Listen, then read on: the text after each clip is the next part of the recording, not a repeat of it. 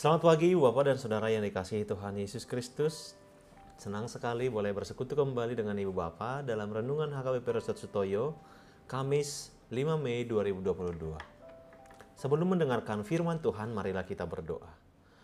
Damai sejahtera Allah yang melampaui segala akal dan pikiran, itulah yang menyertai hati Bapak, Ibu, dan Saudara sekalian di dalam Kristus Yesus Tuhan kita.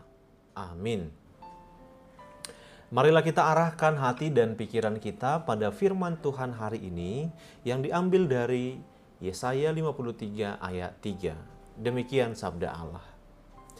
Ia dihina dan dihindari orang, seorang yang penuh kesengsaraan dan yang biasa menderita kesakitan.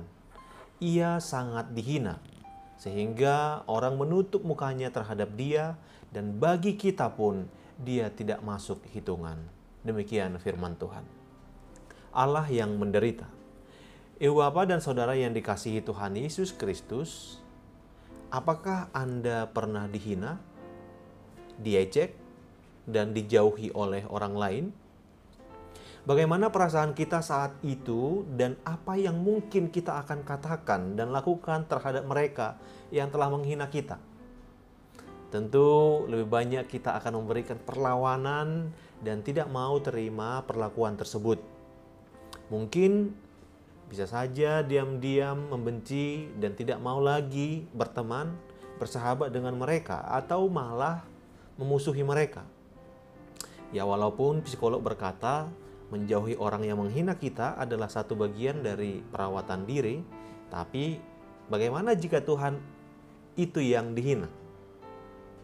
Firman Tuhan hari ini mengajak kita semua untuk memahami sekaligus meneladani dan mengakui bahwa Allah itu menderita, Allah itu dihina.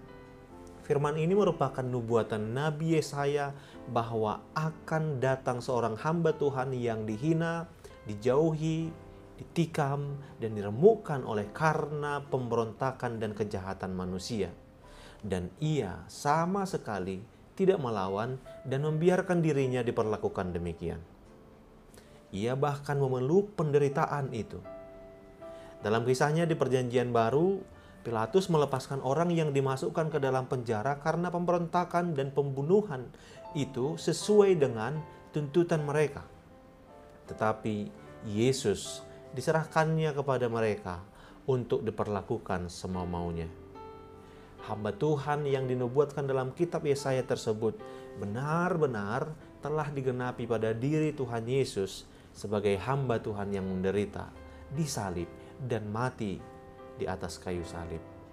Bukan karena tidak mampu menghindar dan melawan, tetapi karena hanya dengan cara seperti itulah Allah bisa menyatakan kasih-Nya kepada manusia untuk diselamatkan dari hukuman kematian kekal. Saudara-saudara yang dikasihi Tuhan Yesus Kristus, saya yakin bahwa kita semua yang mendengarkan firman ini pernah mengalami sakit ataupun terluka. Sakit secara fisik karena berbagai penyakit yang menggerogoti tubuh kita, ataupun terluka batin kita karena berbagai pengalaman hidup, mungkin disebabkan oleh pasangan hidup kita, oleh saudara kita, oleh teman kerja kita, oleh tetangga kita, atau oleh orang-orang lain. Luka itu bisa saja kita alami karena kita ditinggalkan, diabaikan, direndahkan, ditolak, ataupun dikhianati. Merenungkan Tuhan Yesus yang terluka dan Tuhan Yesus yang menyembuh, memberi harapan mendampingi kita di saat-saat sakit dan terluka.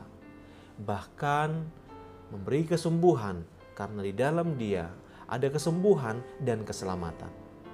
Merenungkan firman ini juga menyadarkan kepada kita bahwa di dunia ini banyak orang yang sakit, banyak orang yang terluka, baik yang sakit fisiknya maupun yang terluka batinnya.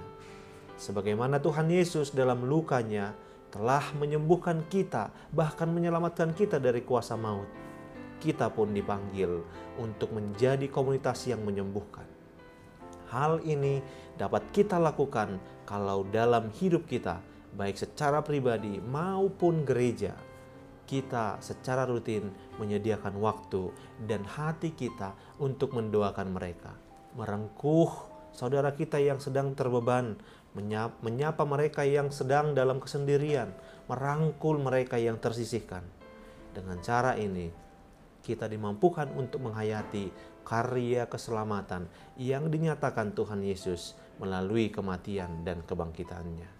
Amin. Kita berdoa. Ya Tuhan Allah, sungguh mulia cinta kasih-Mu bagi kami. Engkau telah menderita untuk menyelamatkan kami, biarlah kami meneladani cinta-Mu sehingga kami dapat melakukannya dalam hidup kami setiap hari. Amin.